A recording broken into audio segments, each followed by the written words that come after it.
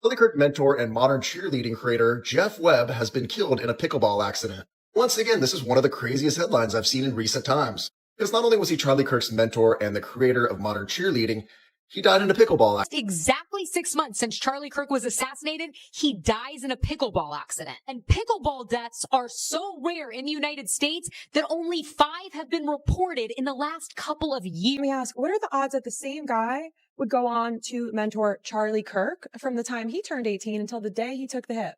It's almost like Trump and his pageants and Jeff and his multi-billion-dollar youth cheer network had something maybe a little trafficky in common. And my gut instinct when I first saw this is like, why is this adult man running a monopoly on a youth sport? Charlie Kirk's world just took another hit, and this one isn't sitting right with a lot of people. The man who helped shape him behind the scenes is now dead, and the explanation being given just doesn't add up. Jeff Webb, someone who wasn't just in Charlie's orbit, but was there long before the spotlight, has died in what's being called a freak pickleball accident. And even saying that out loud sounds weird. But before we dive into why people are questioning this whole situation, you need to know who Jeff really was in this story. Jeff Webb wasn't just some businessman with a casual connection to Charlie. He was the founder of Varsity Spirit, basically the guy who turned cheerleading into a massive industry. But even more importantly, he was deeply connected in donor circles and leadership networks. Well, I'd like to invite you and your squad to participate in one of our camps this summer. I was only 24 years old at the time and ran the business out of my apartment for the first several years. Had a lot of help from people. And that's exactly where Charlie Kirk comes in. Jeff met Charlie when he was still young, long before he became a recognizable name. From what's been shared publicly, Jeff helped him navigate those early spaces, introducing him to people with money, power, and connections that most 18-year-olds would never even get close to. So when people say mentor, they're not exaggerating. This was someone who helped lay the foundation for what Charlie eventually became. Charlie's earliest supporters and helped connect Charlie with all of his billionaire friends when Charlie was only 18 years old to start TPUSA.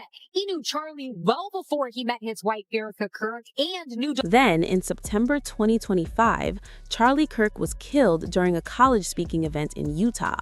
That alone sent shockwaves through his entire network. And Jeff Webb didn't stay quiet after that. In a week of high emotion, but every emotion you can think of, the anger, sadness, frustration. It's just been one of those weeks. It's an incredible loss. I agree with others. I think we probably lost a future president. He spoke about Charlie publicly, talking about his character, his influence, and even suggesting that Charlie had a future far beyond what people had already seen. But here's where things start to feel off. Just months later, Jeff Webb is gone too.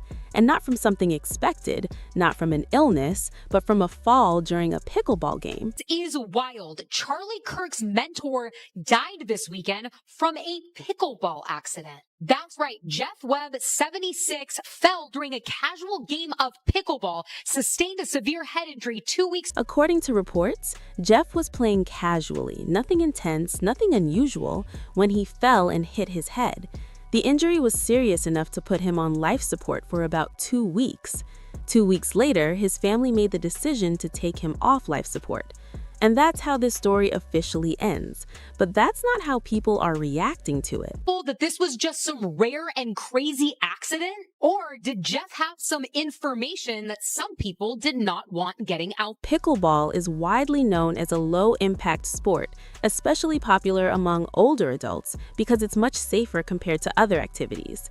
And while accidents can happen anywhere, deaths from it are extremely rare. The ways to stage something, I don't think a pickleball accident is the way you're gonna do it. We're talking about numbers so low that most people wouldn't be able to name a single case without checking. The low, I don't even want to say low IQ, but low educated So now you've got someone who was not only connected to a high profile figure, but also directly involved in his early development. dying in one of the most unexpected ways possible. And this person said what we're all thinking. When I first read this, I thought this was a joke. Who TF dies from pickleball? 1 out of 328 million Americans, apparently. And Jeff wasn't just a random associate. He was someone with access who knew how things were built. And when someone like that suddenly dies, people start asking questions, even if there are no official answers. Those looking into it are saying, having more information about the role he played in Charlie's life, the fact that there were no witnesses, and the fact his family took him off life support, does make it a little suspicious. Now, to be clear, nothing has been confirmed beyond the accident itself, and there's no verified evidence proving anything beyond what's already been reported. But that hasn't stopped the speculation. That's why everyone is asking the same question. Was there actually anything Jeff Webb knew that might have been damaging to Turning Point USA or any of their partners? Some people are calling it a coincidence, while others are suggesting that Jeff might have been part of the problem himself, writing, he and his company were problematic, and another entity that attracts young women like modeling and pageants. And this is where things start getting uncomfortable. Once Jeff Webb's name started trending again, people didn't just stop at the accident. They began digging into his past, and what they found is exactly why this situation is getting way more attention than it normally would. What are the odds that Jeffrey Epstein would want to be friends with a guy who is associated with high school? There have already been lawsuits filed against Varsity Spirit, the company Jeff built. Lawsuit now filed against cheer company Varsity Spirit. The suit includes new allegations of Some of those claims are serious. We're talking about allegations that minors in the cheerleading system were exposed to unsafe environments. These cases have been around for a while, but what's making people see it differently now is how those allegations match the kind of environment Jeff was overseeing. Conspired to recklessly, intentionally, and willfully endanger plaintiffs by exposing minor athletes to illegal sex. And Jeff wasn't just involved, he basically had a monopoly over that entire space. When I first saw this, is like, why is this adult man running a monopoly on a youth sport like cheer? What is it about cheerleading that drew Jeff Webb in and made him want to take over complete control? This is like a 3-day experience. These kids come in, they warm up, many stay right here in one of the hotels. According to this user, he was even in the Epstein files. Into my own hands, and sure enough, one Jeff Webb search produces 4 hits in the file. And then there's a whole side of the internet that believes this wasn't random at all, but it was meant to send a message to anyone still connected to that circle. Someone wrote, "This freak accidental death will act as a warning shot to anyone else who knows and operates inside the TPUSA circle." But someone else said, "I believe the government is actually covering up pickleball deaths, and that's the real scandal here." Whether you believe those theories or not, it's the pattern that's keeping this story alive, especially since even Charlie himself died shortly after he began speaking out about these issues. A beast created by secular Jews. And now it's coming for Jews, and they're like, what on earth happened?